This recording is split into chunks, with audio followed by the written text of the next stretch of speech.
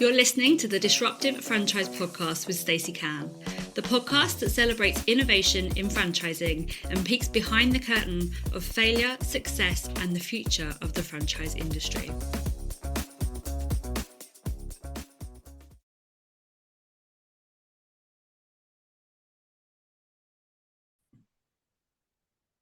Welcome to this week's Disruptive Franchise podcast. I am joined this week by Mark from Active Sports. Hi, Mark. Hi, Stacey. How are you doing? Yeah, really good, thank you. It's great to have you here. So you are, I say last year at the time of recording, 2024's Disruptive Franchise Awards Social Impact winner. So we wanted to have you on and learn a little bit more about your business. Tell us what you do at Active Sports. Yeah, no, of course. Well, firstly, thank you for inviting me on and for presenting us with an award last year at the Disruptive Franchise Awards. Active. We're just embarking on our 20th year as an organisation, so it's been an epic journey since putting in an application to the Princess Trust, which is now the King's Trust, back in 2005. I'd been a student at Leeds and worked for Leeds United Football Club, and had been working in the children's activity sector for about 5 or 6 years, and going to America, and had really found that passion for wanting to work with young people. And then the opportunity came about to consider starting a business, and I was only 24, 25 turning at the time, and I sort of touch base with the Princess Trust, and they took me through their enterprise program, and I got a £250 grant from them, which enabled me to buy the first bag of footballs, some business cards, a domain name, and I managed to get 2 schools within the first month, and I was helping do some after school clubs, and the journey of what was then Active Soccer began. And we were introduced as a football only coaching organisation, and the ethos for the business then was to offer fun, healthy and inclusive opportunities to young children. I've been working in academy football and been around children on that more progressive journey into sort of elite sport, if you like. And at the heart of that as well, I've always been passionate about seeing young people having fun. So the business that I was starting then was all focused around fun. It wasn't about that journey of like the next step to become a professional. So all the opportunities we created then were getting children active. Didn't matter about your ability, and then just create a constant flow of programs that would become accessible for those young people, be it through school environment, after school, at the holidays.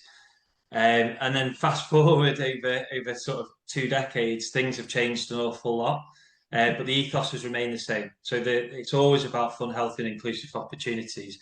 But we can go into like how we've diversified if you want during the podcast, because it's been really exciting, and it's enabled us to like have a greater reach in the communities that we do work in, the people that we work in, and the people that work with us as well, because they've all got different skill sets and have come from many different backgrounds, which has been really exciting to sort of see that and how that's developed over the time that we've been an organisation. So yeah, you introduced us as the Active Sports Group in 2020.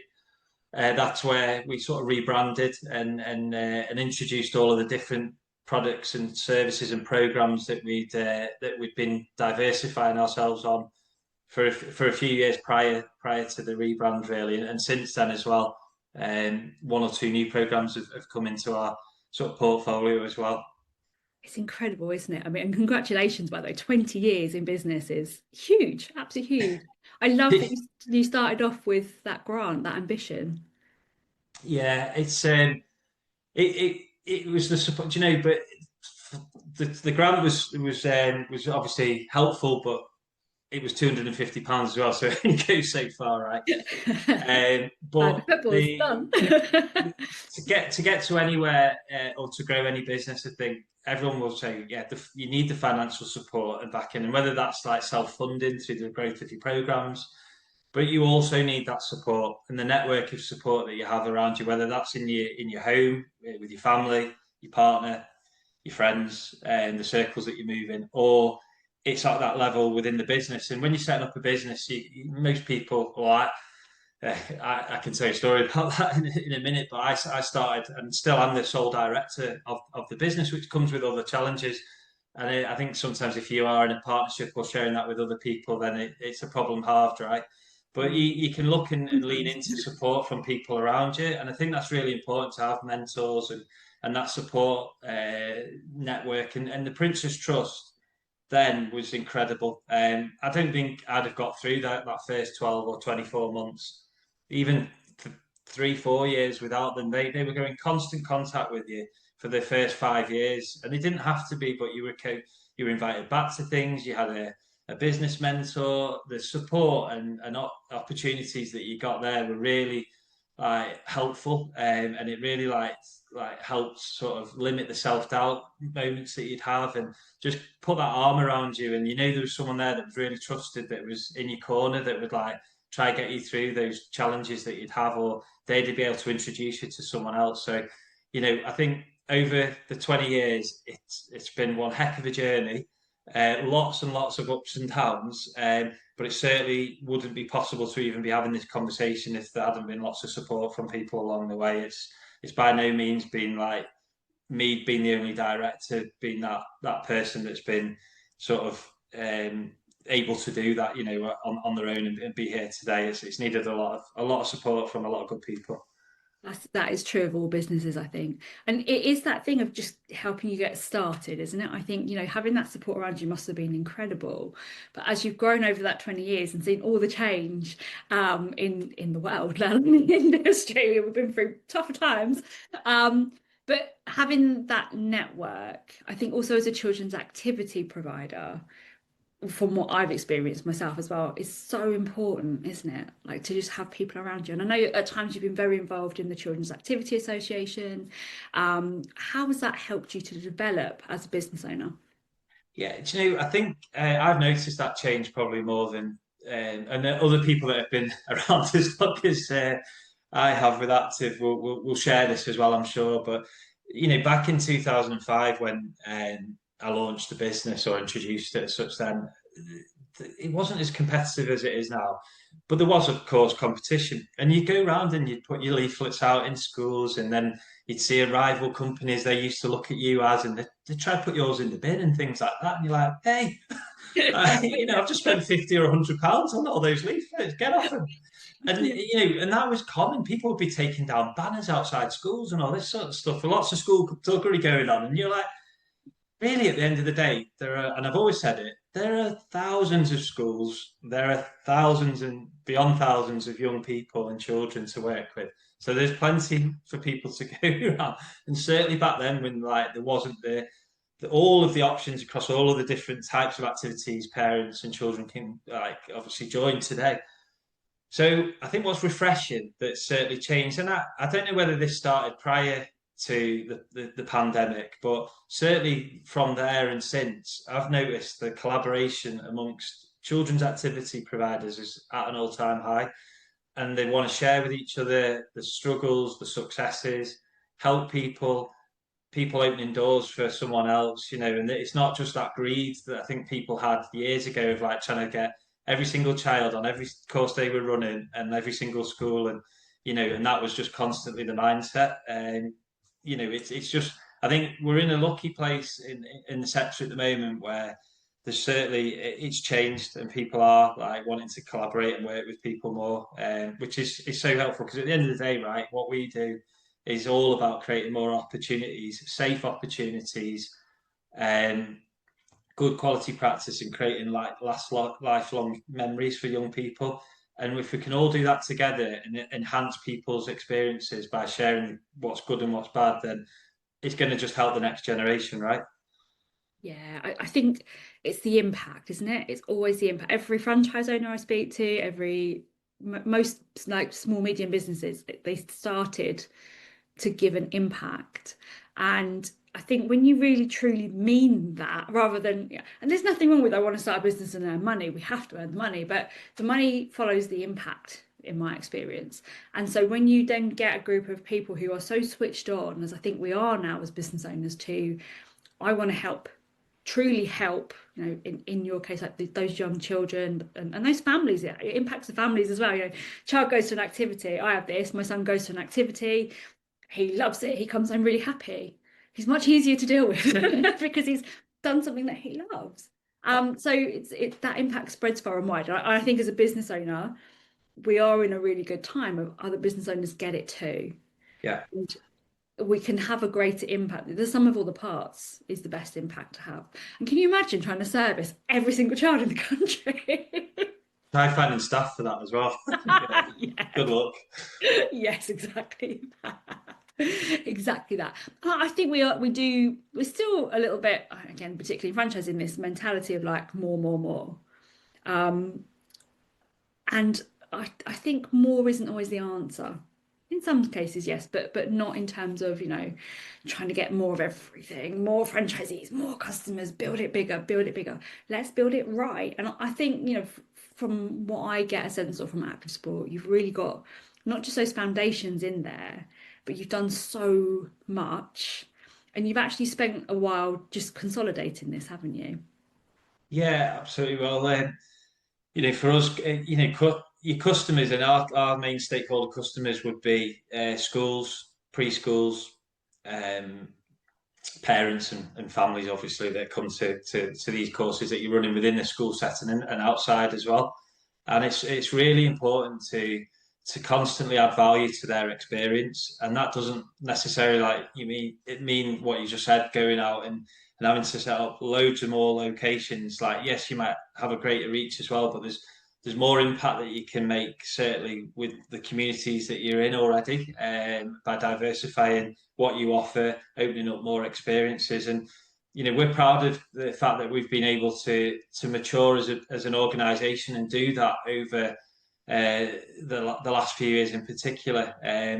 Because naturally those conversations will happen, especially in schools as well, when you're working, with the head teacher closely and the deputy heads, and they're looking to create more opportunities in their school environment, and they'll say to you, "Could you help with this?" or "Could you do this?" And that came about for one of our franchisees who've been amazing. They've been with us for a long time, Leon and Darren, who are based down in Staines, Egham, that area of Surrey. And a school that they've been working in for a while, the head teacher came and said, "Look, I know you don't offer wraparounds, but we're going to have to look at replacing the current provider that we've got at the moment. Is it something you consider?" So we had a conversation about it. I've got a lot of experience in this sector in lots of different ways, but we'd never done wraparound before. We'd helped on other people's by just providing staff, but we'd never gone about how do you market it, how do you run it, how do you set the timetable, the program, everything else that comes with it. And we looked at it and they said, right, we're going to do it. And they're 3 years on from that conversation now, with 4 other wraparounds down in Surrey that are all doing exceptionally well. But it was allowing one of our franchisees the opportunity to test a new service and program through an opportune conversation that they'd had with the head teacher, and then see how that's progressed. And from that, it's enabled our head office master franchise area, which we have a lot going on, to grow out. And we've got numerous wraparounds on now. And Leon's actually coming here on Monday to spend the day with our team, and talk about Ofsted and everything with all the staff, which is amazing. So that's a franchisee coming to our head office and sharing that with the team here, not the other way around for support. So we're actually sometimes getting support from the franchisees, which I think is nice as well. It can work both ways, and I think when you're recruiting franchisees, I think for me that's always been really important, is when you're looking at the people that you're going to be working with and that you want to award a territory to, it's what are they going to bring to your organisation, and that to us is Active, that's different to maybe what we've already got. There'll be shared and aligned passions and beliefs in terms of what you want to achieve.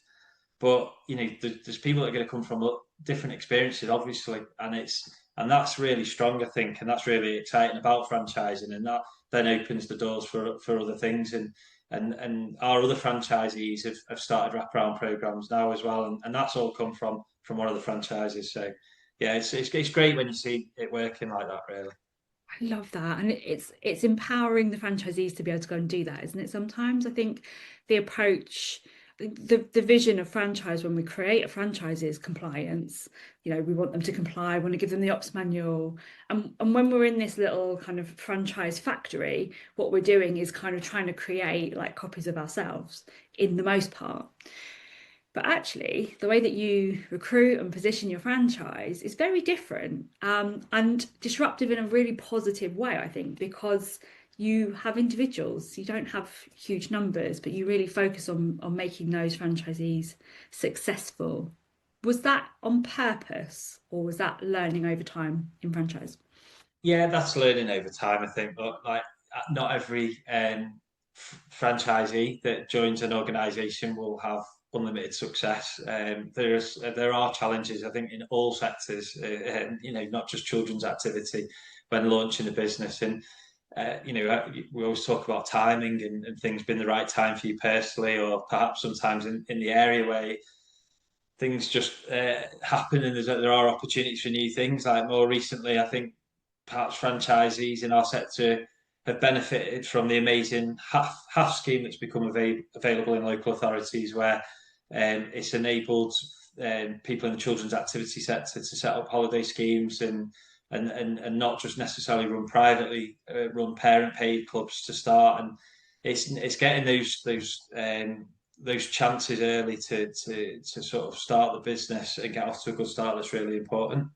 Yeah, definitely. Um, but I think, yeah, you never know until you get going, do you, when you're working with people in franchise? And the one thing I'd always say is like, it's just you got to be prepared for the hard work. Like everyone talks about, it's the business in a box. You can see it in an amazing website, or it's this, that, and the other, and it can look very glossy and very good. But the hard yards are always like at the end of the day, it's that people to person like contact that you've got, and it's going out and regardless of having all of these assets and social media, this and that, and the other. A school's not just going to look on your social media page and go, "Oh, wow, that's a really good Instagram feed. Yeah, can you come in and do 20 hours delivery in the school?" There's so much more to it than that, and it's about what the quality of the provision is going to be like, what you're like as the person going in and providing that confidence in the service that you're going to have, and then how do you develop that and account manage it and offer more, like we were talking about just before as well. And I think that's what you've got to like make sure that that people are joining your organisation are aware of that.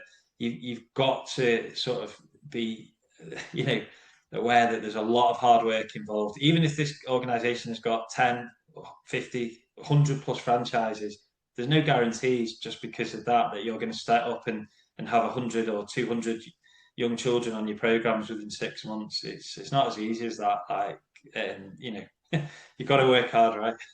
Yeah, I completely agree with that. I love the way that we phrase it, like business in a box. I constantly say, like to people outside of franchise, it's like a business in a box, but that doesn't mean that the hard work comes in the box. Yeah. And I think that, you know, it's a little bit about mindset, but also being really realistic about what goes into making that franchisee successful. And if you're going to have a six-figure franchisee, then that franchisee has to be taking not just the ownership of, okay, I'm going to run with the box, but how can we improve it? How can we develop it? How do we live it? And you know, horses for courses, and you know, as part of the franchise that I'm at, there are lots of people that do it for different reasons. But I also think that we have to be realistic about what are you going to earn, what impact are you going to have, and how much time you're going to put in. Because I wonder sometimes whether that perception of like, oh, it's done for you, actually it inhibits their like, I've got to do the work. Do you know what I mean? Yeah, I think you just mentioned the word time there as well, and we've all got the same amount of time every day. It doesn't matter Even how the busy you are. other No one's got more hours than you have, but it's just how you use them. But that is a key point that we'd make to anyone, and that's not just somebody just launching their business, their franchise, but it's a constant. You've got to allow the time for the things that are important, and if you're maybe in that hybrid position where you're going to still be working a little bit and then launching the business, what does that really look like? Like, are you going to give yourself 5 hours a week to try and launch this business, or are you going to give yourself 20 hours and split your week like that? Or are you coming into it with a completely free like calendar? You've got 40, 50 hours a week to put into it, and the more time you can put into it, in the right places, evidently the more success that you will have. But you've got to be prepared to put that time in. It's so important. And what we found and why we've ended up diversifying as well a lot over the last like 20 years. Like, it seems crazy saying that, but certainly over the last 10 years, I'm sat here at our head office where we manage a small leisure facility with outdoor five-a-side pitches, and we're hoping very soon to have permission to be able to introduce two new pitches and two paddle courts here early next year, which has been ongoing for a while, which is going to be amazing. But that diversity has given franchisees the chance to look at another revenue stream if one's particularly slow when they're starting. And you have to make people aware that just because we work here or this particular franchise works in 5, 10, 15 schools, it's not as easy as just putting the nice brochures and the videos around the schools and saying, come and work with us, because there'll be some amazing providers, as we've talked about in our sector, who are already so established in those schools. And there might be a different program that you could offer that amazing provider's not offering at that school, and that's giving you that chance to then get something off the ground. And we've had to look at it and pivot a lot, I think, over the years to be able to provide that portfolio of different programs and services. And I think without that, being brutally honest, I think there'd be real moments where you'd struggle, and you would have struggled, especially like coming out of like the COVID area, where it was just so slow in terms of you didn't know what the expectation was or how it was going to pan out. Yes, if you were just running private classes, it was a little bit different. But working with schools, some of them were closed for 2 or 3 years after the pandemic, where you were doing a lot of work and suddenly they just changed. There was a confidence issue; it wasn't the priority. Then randomly on a Tuesday afternoon, you'd get an email from a head teacher that you'd worked with for years. It was like, "Oh, how are you doing? Oh, you're still here? Yeah, yeah. Oh, could you come back and start doing all those hours again?" And it's like, wow, crazy. But if we'd been waiting for that email for 3 years, then it wouldn't have arrived in the inbox because there'd be no business. So you constantly got to be thinking about like what other opportunities there are, or how can you help like create new revenue streams if one's slow. And I think that for us, when we're recruiting new franchises, that's what we're always looking for. Like we've just discussed then with how Leon and Darren came with the wraparound proposal, and we've had another with alternative provision now, and these are all new services, but they're now growing for everybody, and it's amazing. And that, I think, that breeds confidence with everyone else when they can share that and see that. It's the power of the network, isn't it? Like, I think as the franchisor, you obviously it's yours and you've had the ideas, but to have people around that come and build on top of that with you is such a winning combination, because when they do well, you do well. When you do well, they do well, and you're so intrinsically linked once you've awarded a franchise with somebody, that then to be able to say, well, this is working over here in Slough, let's, who else wants to have a go? Or like other franchisees, I want to do that. Why can't I do it? Can I do it? And to actually then be able to come together as a real network partnership, to be able to say, yeah, okay, let's do it.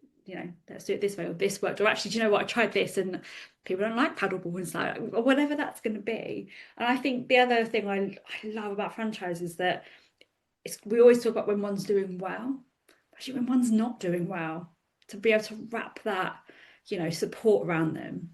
Yeah. So important. I think that transparency is so important, because if you lift the bonnet up on any business, it's not always as good as what you see on the outside, right? And there's so much going on all the time. We talked about it just before in terms of like, especially as a business owner, that journey of like what one day can look like. You can be up and down with the like good news, bad news, good news, bad news, and that's the same within a franchise network. There'll be some people that if you were a franchisee, you'd be envious of. Oh my gosh, they're like, all I see is that they've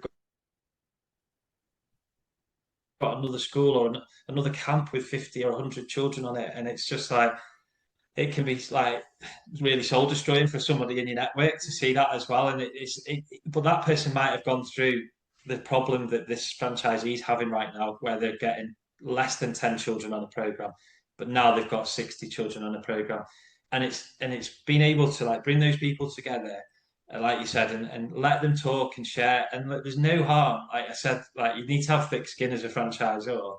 Like it might don't take it as a personal attack. Like franchisees will point the finger, and more often than not, like when I've spoken with other franchisors, often like the more established ones only come back to you when they've got a problem rather than telling you about something that's amazing, and they forget, and you really love sometimes the moments where you have a franchisee come and say to you, thanks for helping with this or something, out of the blue, and not just coming to tell you something that's really bad.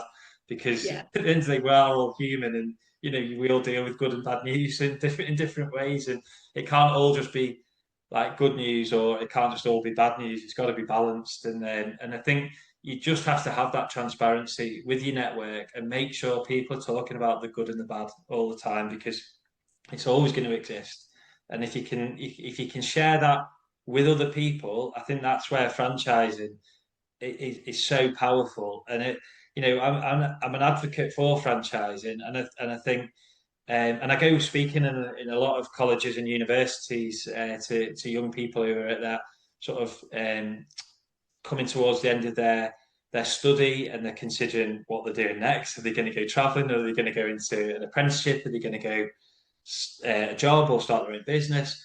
And it's being able to sort of let them know that there's opportunities like to go and start your own business in franchising, and might never have heard of what franchising is.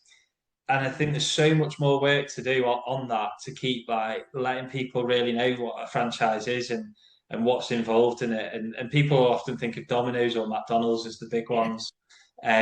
There's so many now, and I think if you can find the right like sector, the right franchise for you, the right people, because it's all about the people, it's amazing then, and you can reduce your risk, but you can go on that journey with other people that are so good, and you can see that in other businesses that are running at the moment. And I love that when you see like the franchisees all together with the franchisor, and they've just got it working, and it's cool. It's good when it works.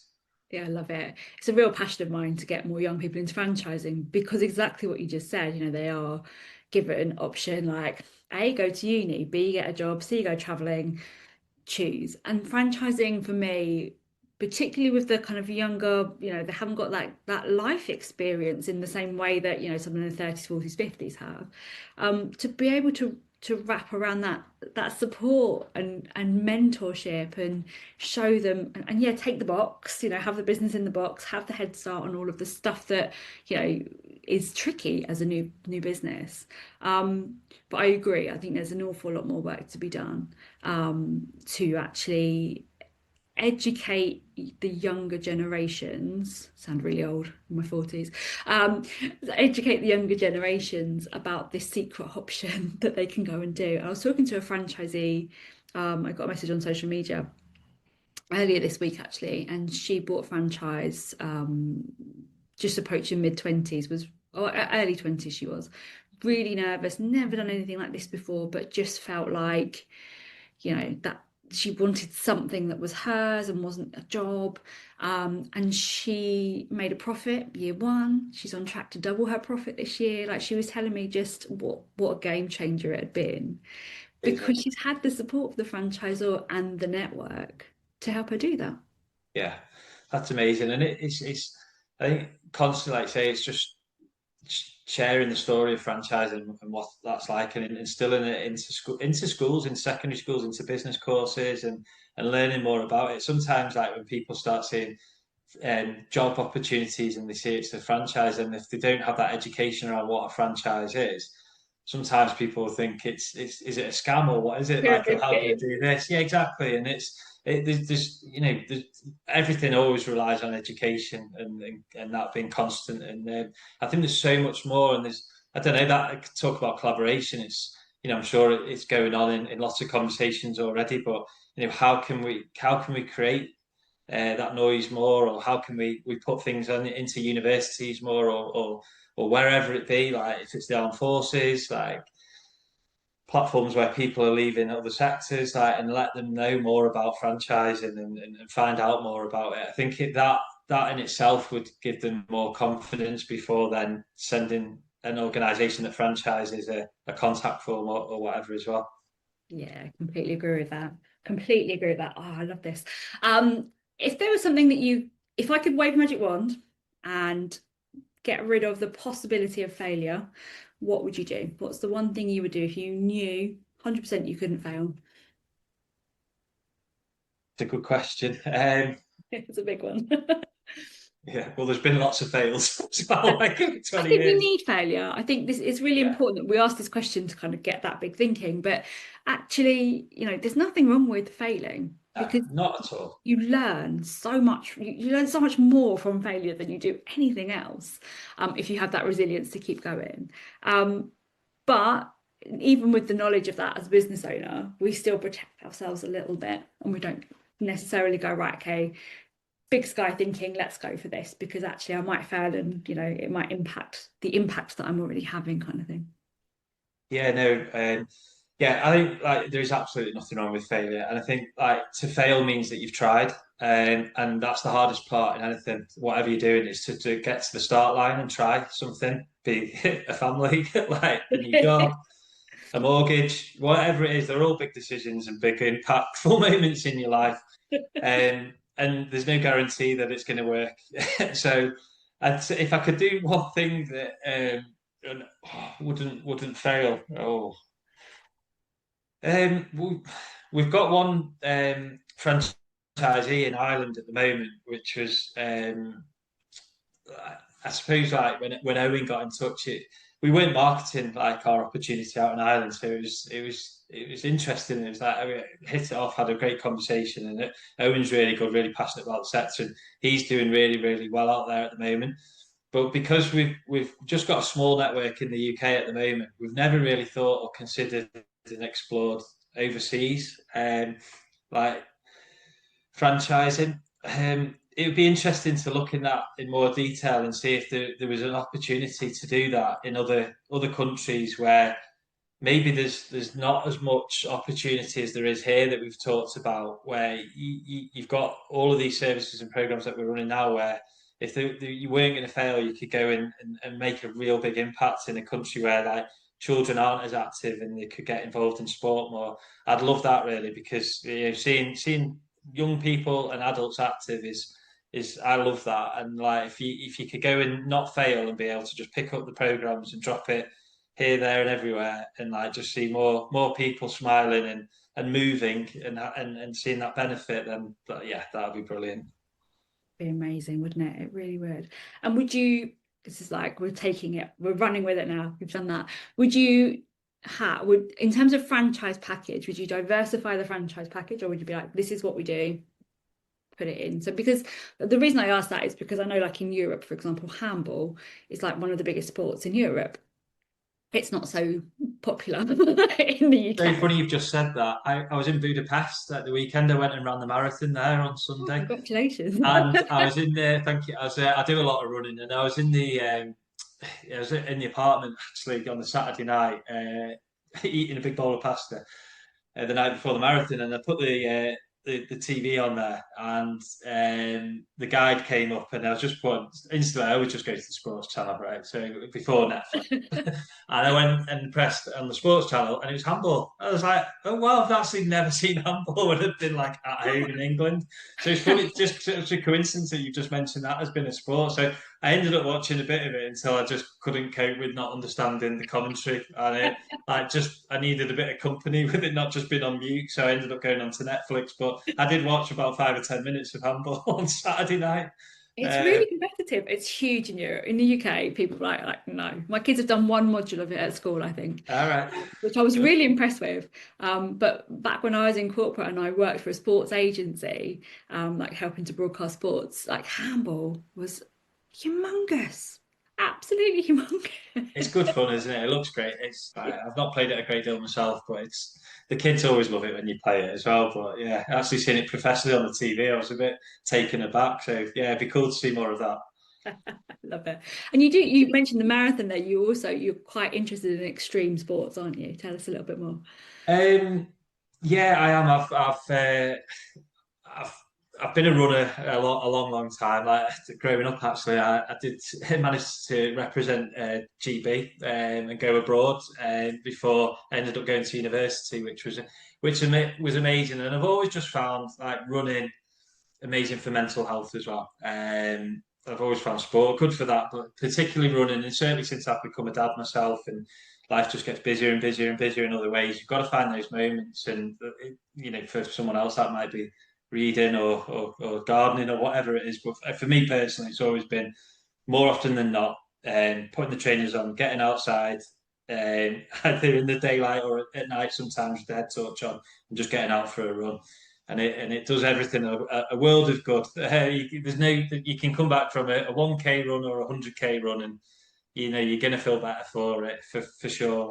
And yeah, personally, I'm really into sort of more of the endurance extreme sports over the last sort of 10 years in particular. I've done a lot of cycling. I've cycled across Europe a couple of times. I've done Land's End John O'Groats, and at the moment, yeah, I was away at the weekend running in Budapest. So one of the questions you just asked, if there was something that you couldn't fail at, I suppose over the last couple of years, and having run active as an organisation for 20 years now, you're always looking into the future as well, and what might be. And I'd love to be able to sort of have the opportunity to help people with some form of coaching, be it both like in a helping other people in the children's activity sector, but also combine that with some coaching around physical activity as well. So if you're looking for that balance of being able to like improve your lifestyle and how you're going about like achieving maybe a couch to 5K or a half marathon or whatever it be, I've been lucky enough to be able to do all of those physically, like over my lifetime and still at the moment. And if I can help like share that in a way that it also supports people with potentially some like business mentoring or coaching, once I feel like I've achieved a little bit more or we've done a little bit more within active, then that's something I'd love to consider as well, really, because I just think the two together are so powerful, and one doesn't work without the other. I think you've got to have in like that thing that you're doing for yourself, like that will really help, like you be your best version in the other part of your life as well. Yeah, I completely agree with that. I really do. I think there's a huge link as well, like for me, between the mentality within sport, not just professional sport, but like, being committed and driven and excited. And the same in business. If you get the business right, there's a huge synergy there between the two of them.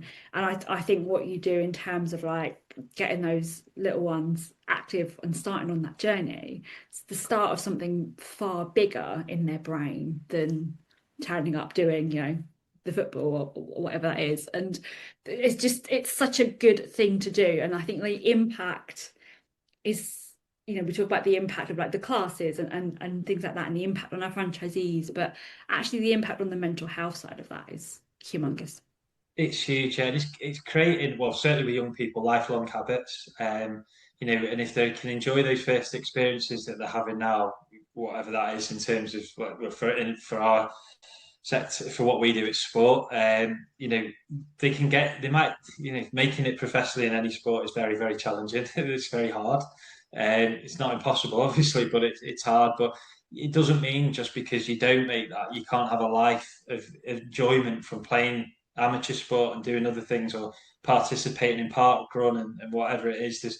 You can have that right the way through your life. Like I'm 45 now and I've been participating in sports since I was, say, 5. So I've had 40 years of it, and I'm still as passionate about it now, and I love it. But I'm one of millions of people that do feel like that as well. And if you can keep that growing amongst today's generation, so that they can keep passing it on and feel like when they're our age, like they're still wanting to go out and do things and see that benefit. I think that's really important. So for us, it's really critical as providers that we're putting on those events, those practices, those classes, but in the best way possible. So those environments, so giving those children those best first experiences where they want to keep coming back, and they're not put off from a bad experience, and then they end up having 20, 30 years until they get to like our age now, where they've not really done much, and then they start thinking, oh, I wish I'd like to do that. And it's not too late to reset as well. Like at any age, you can go and start trying something new. I don't see age as a barrier, but for us in the children's activity sector, it's so important that we're doing that now, and trying to create those lifelong habits. Yeah, I love that. Mark, anyone listening to this, like, I need to speak to Mark or Active Sports, how do they contact you? Well, we are going to be changing our platform soon, so I'm going to put the new platform address out. So in the coming weeks, you'll find us on activesport.io, because we're consolidating all of our amazing programs into this new platform. But at the moment, if you were to check Active Sports Group out, activesportsgroup.co.uk, you'll be able to find all of our different programs and contact information.